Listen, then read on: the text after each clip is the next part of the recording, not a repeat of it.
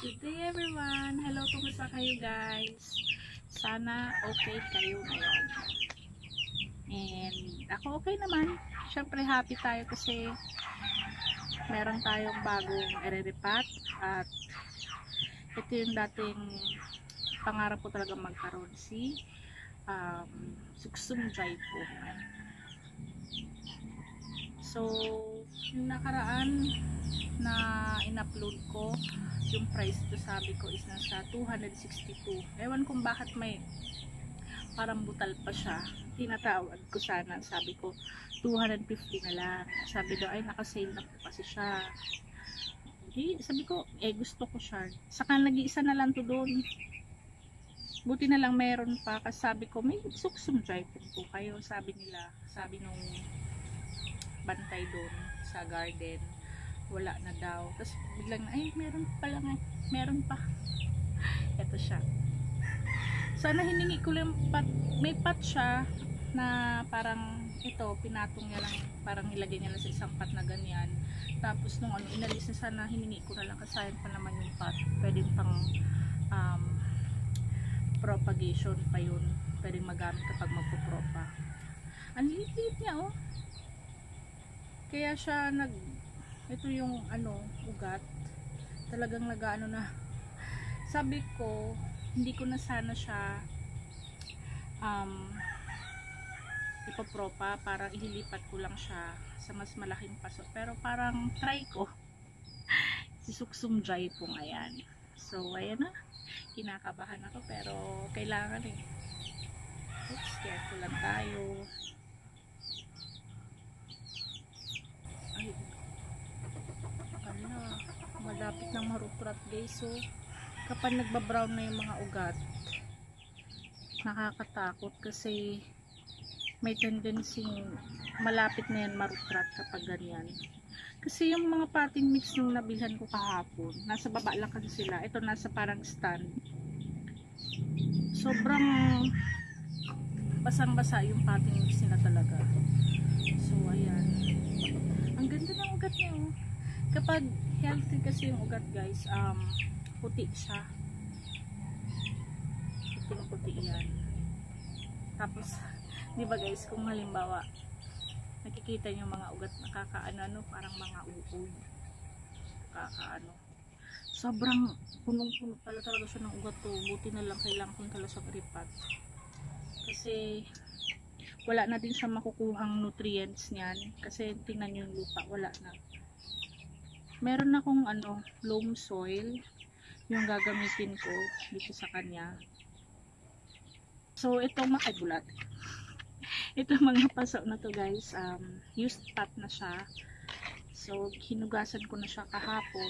May natira-tira pa namang lupa pero okay na yan kasi yung mga dati kong mga aglonema, kapag medyo malaki na, nililipat ko na sila sa malaking paso. Saka yung iba kasi pinag-isa ko na sa paso.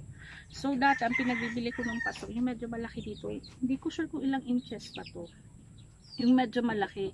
Pero may napanood kasi ako na nanonood ako ng mga nagvo-vlog na lalapag about sa aglonema, about plants, na mas okay pala kapag maliit na paso muna yung gagamitin mo para mas madali siyang mag-ugat, mas madali siyang lumaki. Then kapag malaki na, saka mo naman siya ilipat sa mas malaking paso. Yan. Kasi kung halimbawa, tingnan nyo to guys, maliit lang yung pasong pinaglagyan niya, kaya ang dami-dami niya ng ugat. Pero ako hindi naman, yung sapat lang na pot yung gagamitin ko. Pero sa kanila kasi syempre nagbebenta sila, kaya ganito muna mga pots niya, kasi mura lang itong ganito eh. Isang ganda ng hole niya ang lalaki. So hindi talaga siya mag-stack ng water. Tapos ako ito, pinagbubutas ko na lang to nung soldering iron, yung pang solda ng hiniram ko sa kapatid ko. Ayan, kasi yung butas lang nito onti lang, tapos sabi ko dapat pala mas madaming butas para yung water hindi siya mag-retain sa loob. So ito na this is it guys. Di ko alam kung paano na naman to. Kasi di ko ina-expect na ganito pala kapuno yung ugat niya. Akala ko ano lang, focus na lang natin dito sa ano, plant. Hindi na ako kasi. Ayan na, dahan-dahan lang tayo. Yung iba hinuhugasan, pero ako okay na to. Ano lang naman. Excuse me, antigas. Ngayon malambot na kasi binabad ko sa tubig. Tapos may mga narutrat na siya. Kita nyo oh. Pero syempre dahan-dahanin natin oh. Talagang antigas niya kasi sobrang ano na yung roots niya. Alam niyo yung malapit na marutrat. Tsaka pag napabayaan, baka maano sila, papangit na yung dahon niya. So iniingatan ko lang. So guys, ito na, napaghiwa-hiwalay ko na sila. Grabe ang ano ng ugat. Pero to, hindi ko na siya ihiwalay dito. Ay, naano na ata oh. Kasi yung mga ugat niya guys, as in talagang ganyan na ganyan. Intact na intact talaga sila, sobrang siksikan na nila. Parang nag ano-ano na. Ayan o, wala. Baka feeling ko baka may na sana wala naman ako na ano. Ay ito nga o. Ay kailangan ko siyang tanggalin na kasi hindi na siya nakakapit. Ang hirap kasi hanapin nyo kung saan ko sila anuhin. Tawag dito, ikakat. Yan, lagyan natin ng cinnamon powder. Ang rooting ano din yan. Tsaka parang fungicide na din yung ano, cinnamon. So nakailan ba tayo? 1, 2, 3, 4, 5, 6. Tapos ito guys, so ipapaano na oh. May papasimol naman siya. So sana mag-success siyang tumubo. Ayan oh. Ito parang nalamog ko na guys. So kasi tinatanggal ko pa sana to. Pero wag na. Pagaan. Ito pa guys oh. Kasi yung ugat niya talaga as in intact na intact. So dapat ang bala ko lang sa kanya, ililipat ko lang ng mas malaking paso. Kaso nakita ko talaga yung ugat niya parang ganyan na, talagang hindi mo masyadong ano, natagalan nga ako eh, hindi mo basta-basta mahuhugot. So kaya inano ko para at least sabi ko yung mga nakatago pa dyan na susuloy, makaano pa sila, makabelong tumubo. Kaya ano ko pa sila. So sana mag-success sila lahat. At first time ko guys mag-ano ng suksong dry foam. First time kasi first time ko lang naman talaga magkaroon ito. Ayan guys, so lagyan natin yung cinnamon powder para hindi siya marutrat. Ayun oh. Nasugat ko talaga kaya sorry po, sorry, papadami tayo. So ayan na guys, meron tayong ano ba yan? Ito loam soil na lang gagamitin kung ano sa kanila, potting mix. Yan. And hindi ko syempre hindi muna natin sila didiligan. So sana ano kayo lumaki ng healthy. Kasi naman ay umuuga yung lahat. Diba guys, oh, kapag nagkaano tayo, tak-tak lang natin lang. Tapos guys, kapag nagre-repat tayo, nagbabagong repat, hayaan na muna natin sila. Wag mo, halimbawa nirepat natin ngayon, tapos parang hindi ka na kontento, ay pangit pala dito, dapat sa ano, diba, ililipat mo na naman ng pasuwag. Hayaan muna natin sila maging stable. Kasi nagawa ko na guys. Ay, umuga yung ano ko. Ayan, ito. Ay, parang kukulangin na ako ng pot guys. Pero okay lang, yung iba naman, yung ibang pot, Aanuhin ko, tatanggalin ko yung iba, tapos ililipat ko. Kasi dapat gusto ko na sapat lang silang maliliit, tapos uniform sila. O, para magandang tingnan. O, see guys. Kasi ano na talaga siya, as in, super crowded na. Buti na lang. Chinek ko kasi sabi ko, kung ililipat ko, ayoko sanang galawin para hindi sila ma-stress. Kaso, talagang hindi talagang siksikan na sila to the max na. Nahirapan talaga ako. Oh, ang ganda. Medyo basa itong loam soil kasi nga nasa labas itong pinaglalagyan ko ng loam soil. Tapos umulan umulan ng ilang araw. Pero hindi naman siya yung tipong basang kapag ginanon mo maaano siya, may maganong water, hindi. Parang moist lang siya. Ayan o. So sana mabuhay sila lahat. Kasi kapag mga ganitong masiselan guys, naku, prone sila sa ano ba, parang dito ata na center.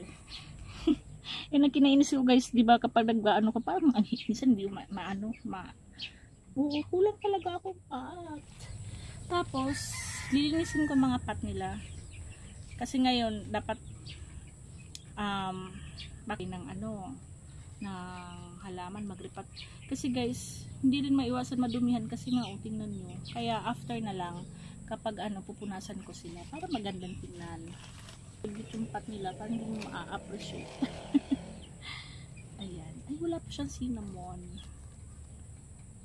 Mag-order nga ako sa Shopee. Meron ako dating fungicide. Tapos siguro baka naitapon ng paglinis din sa sa bahay nga. Hinahanap ko, wala na. 30 pesos lang ata yun. Maliit lang, pero madami naman mapapagamitan nun. Kasi kailangan ko talang fungicide lalo kapag maulan. Yan guys, so si Red Suksum. Ang mahal-mahal nito, di ba? Alam niyo yun, nung kasagsagan ng nauso yung lalo na ng pandemic. Kaya yung iba, karamihan siguro sa atin, syempre nung pandemic nasa lang, sa bahay, work from home.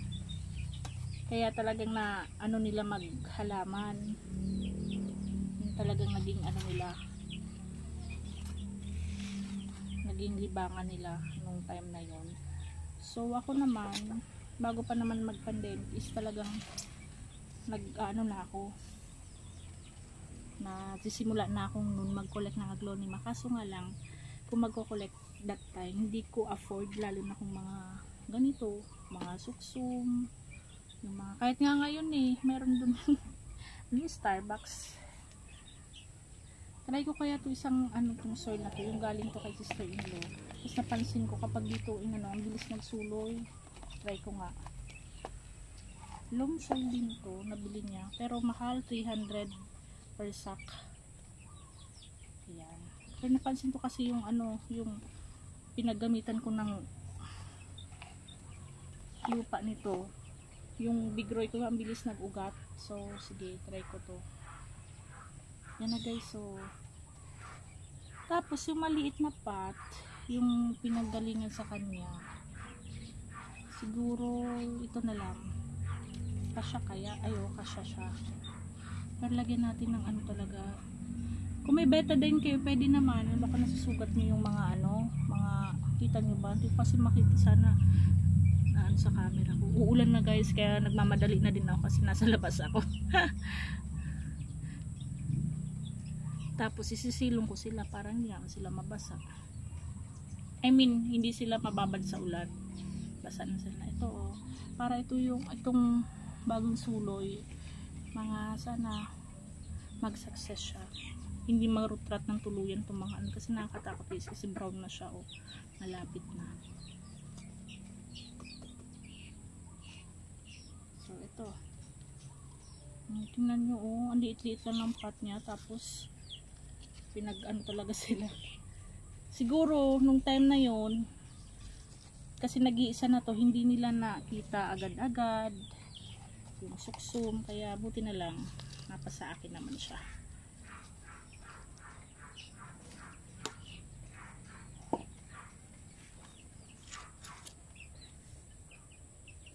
First time ko magkasuksum guys, so saka ang ganda niyang pang pang display. Tapos tingnan mo lang, di ba? Parang nakaka-relax. Kasi na kayong panibagong suloy para masisilip ko kung ayun. Dito pala siya. Tingnan nyo, 262, di ba? Kailan na ako? So ito, hindi ko nagagalawin sila. Aanuin ko pa sana, pero okay na yan, yung pinaka-root. Kasi ito ang liit. Di ba kaya siya guys, ang liit-liit niya na kasi naunahan na siya nung 4. Tapos wala nang nutrients na nakukuha. Kaya yan. Kaso ang problema, wala akong pot na maliit. Paano kaya to? Saan ko kaya siya ililipat? Sige guys, habang naghahanap ako ng pot nito, dito ko natatapusin yung video na to.